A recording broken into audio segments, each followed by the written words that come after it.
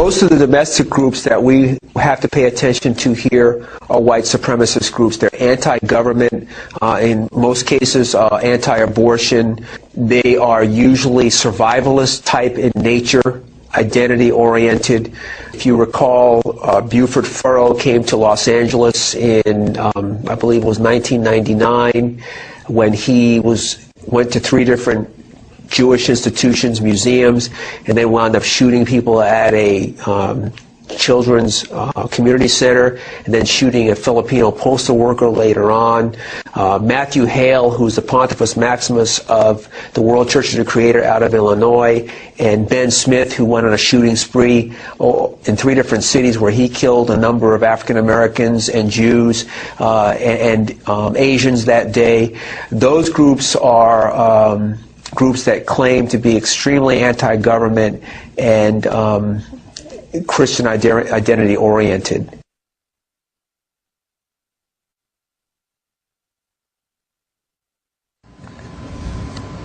The church in America is going to suffer so terribly.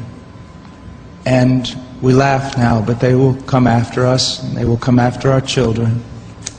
They will close the net around us while we are playing soccer mom and soccer dad, while we are arguing over so many little things and mesmerized by so many trinkets. The net even now is closing around you and your children and your grandchildren, and it does not cause you to fear. You will be isolated from society, as has already happened. Anyone who tries to run for office who actually believes the Bible will be considered a lunatic until finally we are silenced. We will be called things that we're not and persecuted not for being followers of Christ, but for being radical fundamentalists who do not know the true way of Christ, which of course is love and tolerance. You'll go down as the greatest bigots and haters of mankind in history. They've already come after your children, and for most of you, they got them. They got them through the public schools and indoctrination, and the university and indoctrination, and then you wonder why your children come out not serving the Lord. It's because you fed them right into the devil's mouth. So little by little the net is closing around, and then it's not little by little. Look how fast things are going downhill just in a matter of weeks. Matter of weeks. But at the same time, know this. Persecution is always meant for evil, but God always means it for good.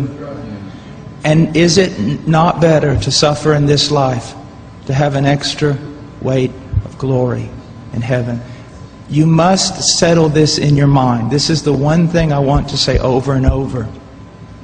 Do not believe. Down through history, you have a wrong idea of martyrdom and persecution.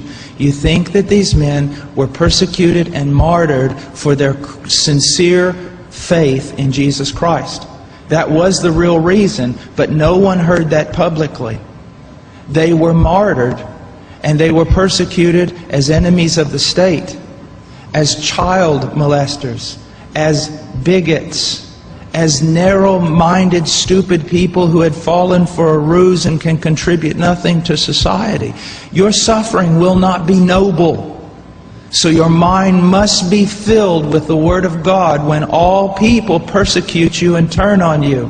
And if the Spirit of God in common grace pulls back and you see even your children and your grandchildren tossing in the lot that you should die. This is no game. You want revival and awakening, but know this. For the most part, great awakenings have come only preceding great national catastrophes or the persecution of the church. I believe God is bringing a great awakening, but I believe that He is raising up young men who are strong in trust in the providence of God to be able to wade through the hell that's going to break loose on us. And it will be on us before we even recognize it. Unless in God's providence, He is not done. He is not done. And note, this is not silly talk.